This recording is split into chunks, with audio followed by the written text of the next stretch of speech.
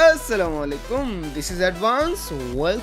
Welcome to advance sports. তো কেমন আছো তোমরা? বরাবর নতুন নতুন একটা ভিডিওতে হাজির হয়ে গেলাম।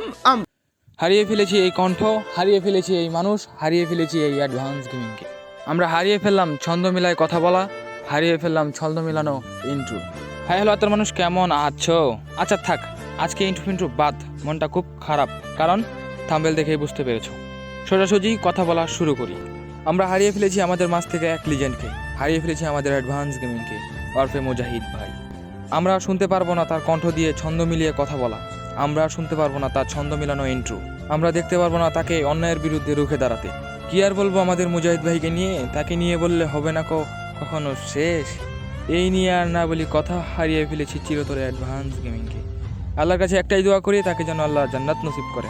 হ্যাঁ, এখন হচ্ছে এই কথাটি কতটুকু সত্য কতটুকু মিথ্যা, আমাদের মাঝে কি অ্যাডভান্স গেমিং আর নেই না কি আছে, তা যাচাই বাছাই করে আসি। সকাল 9:30টায় আমি জানতে পারি তার পাবলিক টেলিগ্রামে একটি পোস্ট করেছে তার বন্ধু। চলো তার বন্ধু কি পোস্ট করেছে দেখে আসি। আসসালামু আলাইকুম ভাইয়েরা আমার, আমি মুজাহিদ, অ্যাডভান্স গেমিংয়ের বন্ধু।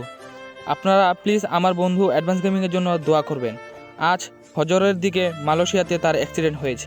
তোমাদেরকে প্রথম অংশটুকু শুনাইলাম যে তার ফজর বাদে মালয়েশিয়া দিয়ে অ্যাক্সিডেন্ট হয়েছে। তার বন্ধু সবার কাছে দোয়া চেয়েছে। ঠিক এই পোস্টটা করার 9 মিনিট পর আরেকটি পোস্ট করেছে। সেই পোস্টটি হলো, আমি আপাতত রিপ্লাই দিতে পারবো না, তবে এটুকু জেনে রাখুন অবস্থা খারাপ, আপনারা প্লিজ দোয়া করুন। এই পোস্ট করার পরে 3-4 ঘন্টা পরে আরেকটি পোস্ট করেছে। সেই পোস্টে সে কনফার্ম করেছে মুজাহিদ আর নেই। চলো পোস্টটা দেখে। আমার বন্ধু অ্যাডভান্স গেমিং মুজাহিদ আর দুনিয়াতে নাই। ইন্না লিল্লাহি ওয়া ইন্না ইলাইহি রাজিউন। আর বেশি কিছু বলতে পারছি না।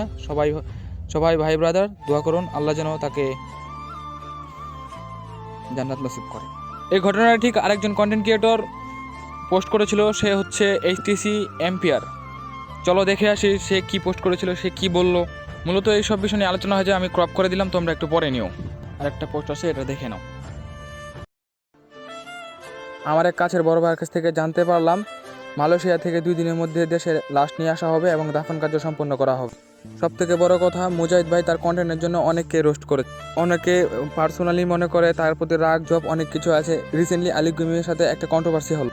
তোমরা মুজাহিদ ভাইয়ের প্রতি রাগ করে না থাকে তাকে মাফ করে দিও। সে পরলোক গমন করেছে, তার জন্য দোয়া করো, সে যেন জান্নাতবাসী হয়। আরেকটি হলো, রোস্টিং শুরু করার পর থেকেই যাদেরকে রোস্ট করেছে তাদের সবার কাছ থেকে তার পক্ষ থেকে আমি মাফ চাচ্ছি, তোমরা মাফ করে দিও। আর সবাই তার জন্য দোয়া করিও, আল্লাহ যেন তাকে তার সব ভুল মাফ করে দিয়ে জান্নাতুল ফেরদৌস দান করে। আমিন।